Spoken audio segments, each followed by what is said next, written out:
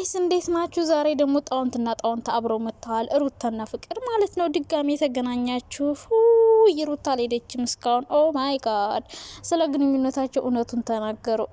ላላ ምንድናችሁ? እህትና ወንድም አላሉ? አብርሽና ፍቅር ፎይ ፎይ ፎይ ፎይ ፎይ አይ ሙሽክላ ከቢር። አሁን ፍቅራችሁን በቃ ልትበትኑት ነው። አይ ፍቅርዬ ጎበዝ ጎበዝ ጎበዝ ጎበዝ፣ እንደዚህ ማስመሰል አለብሽ። እውነቴን ነውና ለማንኛውም ሩታና ፏድ ደግሞ አናምንም ብለዋል። አናምንም ግንኙነታችሁ የድሮ ግንኙነታችሁ ነው የተመለሰ እኮ። ሀብት ንብረቷን ወሰርሽባት ሩታ፣ ምን ታደርግሽ? ወሰርሽባት።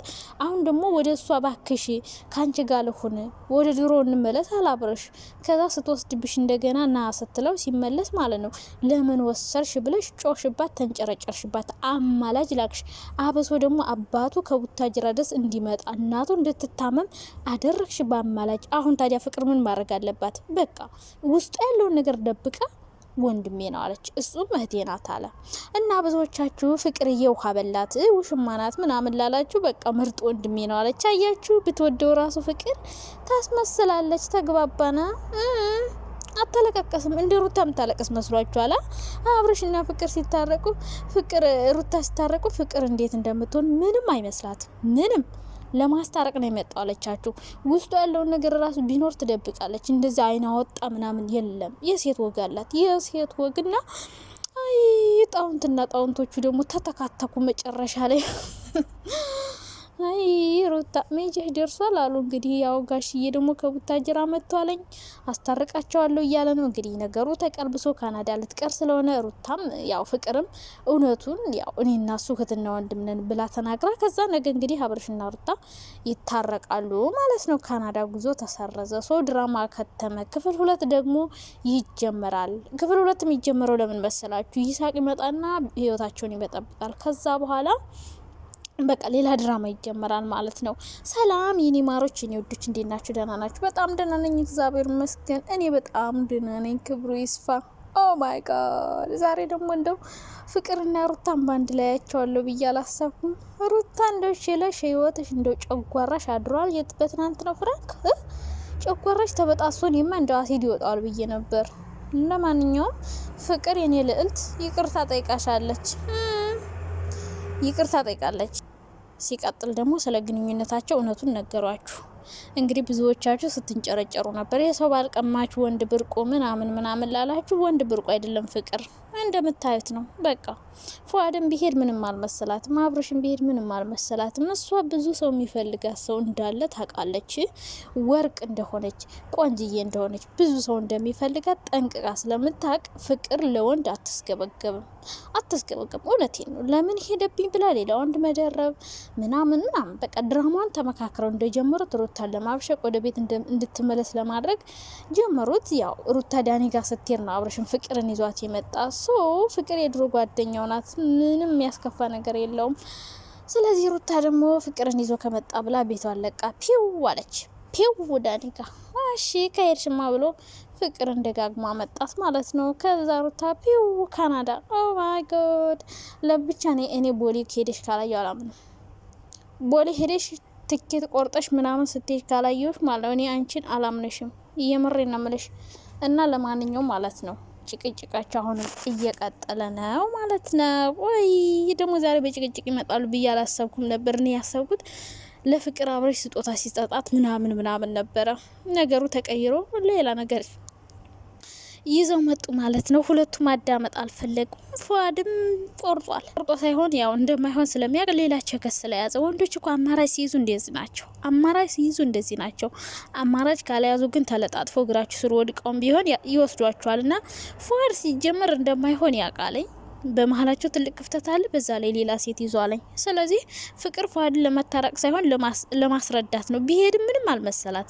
ምንም በቃ እንደምንም አታዩም። በነገራችን ላይ ፏድን ፍቅር ማለት በቃ ፍቅር የወንድ ሱስ የለባትም። በነገራችን ላይ ያን ቢሄድ ምንም ኬር የላትም። በቃ አብራት ከሆነ ይሆናል፣ ካልሆነ ግን በቃ ለራሷን ዝግጁ ያደረገች ሴት ናት። ጎበዝ ናት። ብዙ ችግር ያሳለፈ ሰው እንደዚህ ነው። በነገራችን ላይ ቶሎ ተስፋ አይቆርጥም። በቃ እና ፍቅርዬና ሩታዬ እንግዲህ ሲጨቃጨቁ ነበር፣ አይታችኋቸዋል።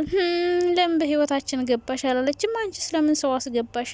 እና ሁለቱ ሰዎች ለመታረቅ ትንሽ ነው የቀራቸው። አረ ይሄ ድራማ ይለቅ ጋይስ፣ ይለቅ።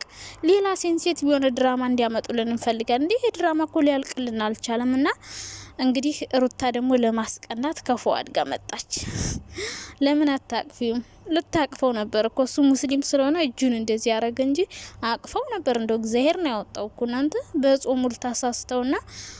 ለማንኛውም ፍቅርዬ እንግዲህ አስረድታችኋለች ብዬ አስባለሁ። ብዙዎቻችሁ ፍቅር ውሽማ ናት ምናምን የምትሉ ዩቲዩቧን ለማሳደግ እሷም ለማሳደግ እሱም ሩታን ለማስቀናት እሱም ለማሳደግ ምናምን ነው የመጣ። ስለዚህ ፈታ ዘና እያሉ ነው የሚኖሩት። ብዙ ሰው ደግሞ ወቀሳቸው፣ መቋሚያ መቀመጫ ነሳቸው። ፍቅር በፊትም ወጥቼላችኋለሁ አለች፣ አልመለስም አለች። አሁን ደግሞ ነይ ሲላት ለማስቀናት መጣች። በቃ ፍቅር ምን የሚያጠፋችው ነገር የለም። ሲጀመር ትዳሯን የበተነችው ሩታ ራሷ ናት። ቤቷን ለቃ ሌላ ሰው ጋር መሄድን ያክል ነገር እያለ እናንተ ቆይ ፍቅር የምትወቅሱ ለምንድን ነው? አብርሽን የምትወቅሱ ለምንድን ነው? እሷ ራሷ ናት እኮ ትዳሯን የበተነችው። ማንም ሰው ትዳሩን ማስተካከል ያለበት ራሱ እንጂ ሌላ ሰው አይደለም ያስተካከለለት። እሷ ራሷ ቤቷን ትታ ወጥታ ሄዳ ከዛ በኋላ ነገሮች ሲበላሹ በፍቅር ማማካኘት ጥሩ ነው እንዴ? ራሷ የበተነችውን ትዳር ወደ ፍቅር ማላከክ ፌር አይደለም። ሌሎች ሰዎች ናቸው የበተኑልሽ። እነ ዳኒን ሰምተሽ ፊት ጥለሽ ወጣሽ። ከዛ ዳኒ ደግሞ ፊቱን ሲያዞርብሽ ተመልሰሽ ቤትሽ ገባሽ ማለት ነው። እና የማይመስል ነገር ነው። በእርግጥ አብረው እየኖሩ ተለያይተናል አይመስልም። እና አሁንም ፍቅር እጇን አውጥታ ከዛ በኋላ ጋሽዬ አስታረኩ ብሎ በቃ ካላስ ድራማው ያከትማል ማለት ነው። ግን ደግሞ እነዚህ ልጆች እርግጠኛ ነኝ፣ በእርግጠኝነት የምነግራችሁ ነገር ቢኖር አንድ ላይ ቢሆንም በቃ አቻላቻ ናቸው። አይሸናነፉም፣ አይቻቻሉም።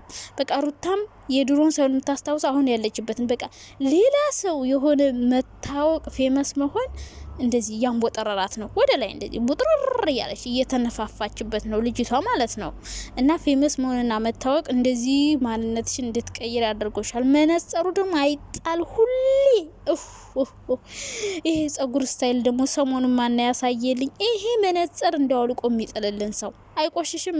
እንደ ሁሌ መነጸር አድርጋ የምትመጣ ምን እሺ ነው? ማን ይገዛልሽ? ቆይ ይሳቅ መሆን አለበት።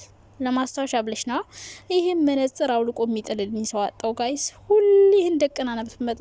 ይሄ ምንድነው መሰላችሁ? የመንቃት ምልክት ነው አሉ። ሰው ሲነቃ እንደዛ ነው አሉ። ባላገር ሲነቃ ከጋቢው ላይ ኪስ ይሰፋል። አሁን እሷ እንግዲህ ነቃው ብላ መነጽር ሁሌ ደቅናብን እየመጣች ዳገብተናልና ለማንኛውም አሁን ነቀው ብላ ማለት ነው አብርሽን ማንጓጠጥ ጀምራለች። ታወኩ ፌመስ ሆንኩ ብላ ሩታ ማለት ነው አብርሽን እንደ ባሏ ሳይሆን እያየችው ያለችው ይሆን እንደ ሰራተኛው እንዳጋጇ ምናምን ነው ያየችው። በቃ እንዳለቃ እንኳን አታየውም። እንደው እንዳለቃው እንኳን እንደው ሰራተኛው አሰሪውን እንዳለቃ ያከብራል። እኮ ጭራሽ እንዳለቃ ሳይሆን እንደ ሰራተኛ እሷ ናት አለቃ የሆነችበት። አሁንማ ወይ ፈጣሪ እንደዚህ ከመሆን ያድነን። አሰሪ ሆኖ እንዳለቃ። አይ ለማንኛውም ሩታ እችን ኩራትሽን እችን ፊጥ ማለትሽን ቀነስ ብታርጊ አይሻልሽም? ይሄ የወደደሽ ህዝብ አንድ ቀን አንቅሮ እንደሚተፋሽ ማወቅ አለብሽ። ተግባባን? ለማንኛውም በጣም ነው የምወዳችሁ። ባይ። ትናንትና ስቄ ነበር፣ ዛሬ ደግሞ ብዙም አልተመቸኝም የዛሬው ቪዲዮ በነገራችን ላይ። ለማንኛውም ይመቻችሁ።